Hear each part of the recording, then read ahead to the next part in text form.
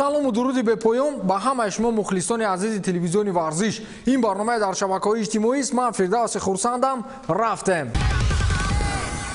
модари Криштиану Роналду 2 рӯз пеш ба сактаи мағзи сар ё ба истилоҳ инсулт гирифтор шуд. Криштиану Роналду фавран ба зодгоҳаш рафт ки онҷо модараш дар беморхона бистарӣ гардида буд. Расонаҳои иттилоотӣ зуд дар мавриди вазъи саломатии ӯ ахборот медоданд.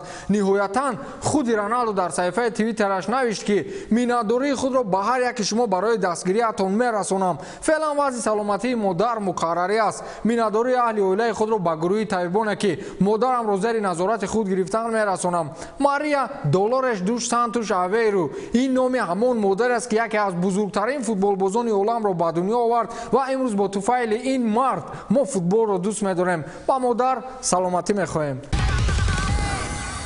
пеш аз оне ки хабари навбатиро баротон бигӯям, ба шумо як суол дорам. шумо боварӣ доред ки марҳилаи таназзули Ливерпул сар шуд? Масалан, акнун гуфта метавонед ки Ливерпул дигар он дастае нест ки дилхоҳ грандҳои аврупоиро шикаст бидиҳад. унҷо аниқтараш дар Аврупо мегӯянд ки Ливерпул тамом. сармураббии дастаи Ливерпул Юрген Клоп аз бозии дастпарваронаш бар муқобили Челси натиҷагирӣ кард ва чунин изҳори назар намуд. бо Челси вохӯрии кушода буд. дар қисми аввал мо имкон доштем ки гол занем ва 3-4 зарба паёпай иҷро кардем. маъне бо голзанӣ наздик буд. ба мо футболбозони нав лозим. ба ҳамин хотир тағйиротҳо ворид кардам. Челси бар муқобили мо аз контрҳуҷумҳо кор гирифт. ин хуб аст. дар маҷмӯъ бозии Ливерпул ба ман писанд омад. мо бояд беҳтар шавем ва инро ҳама эҳсос мекунанд. 3 ҳафтаи сипаришуда барои мо бадтарин ҳафтаҳо буданд, аммо ҳафтаи боқимондаро мо бояд самаронок истифода кунем ва онҳо беҳтарин давраи мавсим гарданд. имрӯз Ливерпул сазовори нокомӣ аз Челси буд. онҳо 2 маротиба голзанӣ карданд.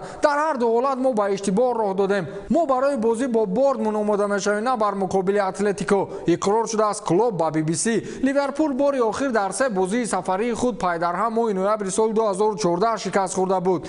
мардум, ба Ливерпул чӣ шуд? ба фикрам футболбозони ин даста 44 бозии пайдарҳами бебохти худро чунон ҷашн гирифтанд ки ҳатто чӣ тавр дар 3 бозӣ шикаст хӯрданд худашон нафаҳмида монданд. агар ин тавр рафтан гирад, Ливерпул чемпион намешавад чӣ?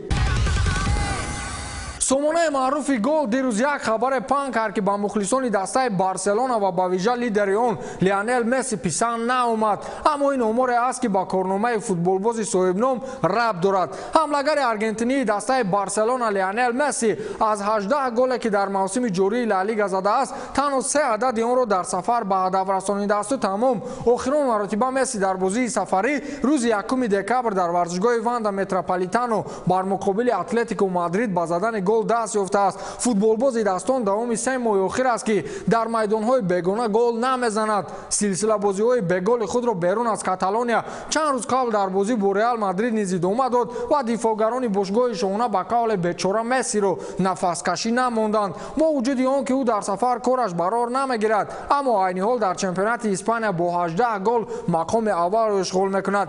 ақидаи шахсии ман ин аст ки ҳар хабаре ки анти Месси аст ё хетерҳо менавишанд ё мухлисони Реалу Роналду гуфти он гапҳо фарқиш чия, дар куҷо гол мезанад ё не. далел ҳамин ки Месси ҳоли ҳозир бо 18 гол садрнишини нишонзанҳои Ла Лигаи Испания аст. як тан аз футболбози тоҷик Сиёвуш Асроров ки бозикуни хатти дифои тими миллии Тоҷикистон ва бошгоҳи раҳматгоҳ анҷи кишвари Бангладеш маҳсуб мешавад, беҳтарин муҳофизатгари чемпионати ин кишвар баъд аз як бозӣ эътироф гардид. Сиёвуш Асроров қаблан дар дастаҳои футболи Хуҷанд, Истиқлол, ПКМП Малайзия низ бозӣ кардааст. Сиёвуш аз номи бачаҳои тоҷик ба ту респект.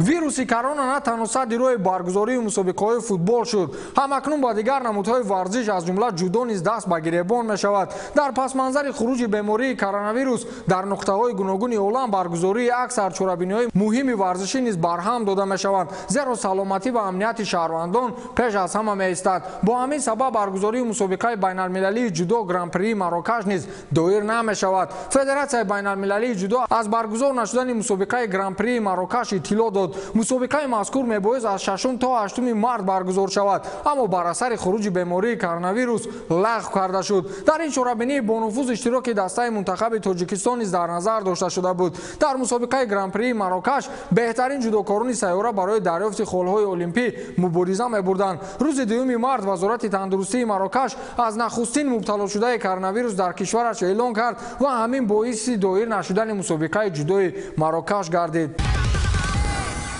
дар баробари хабари боло ҳамзамон дар ин раванд чанд бозии футбол бидуни мухлис баргузор мешавад. рақобати ҷавобии дастаҳои Валенсия Аталанта дар доираи бозиҳои даври якашниҳои Лигаи Чемпионҳо ва Интер Хетафе дар мусобиқоти Лигаи Аврупо бо дарҳои баста сурат мегиранд. бозии марказии даври 26-уми серия А-и Италия байни тимҳои Ювентусу Интер ва инчунин 4 вохӯрии дигар ҳам ба вақти дигар гузаронида шудааст. ба ҳамин тамом то дидори навбатӣ хайр.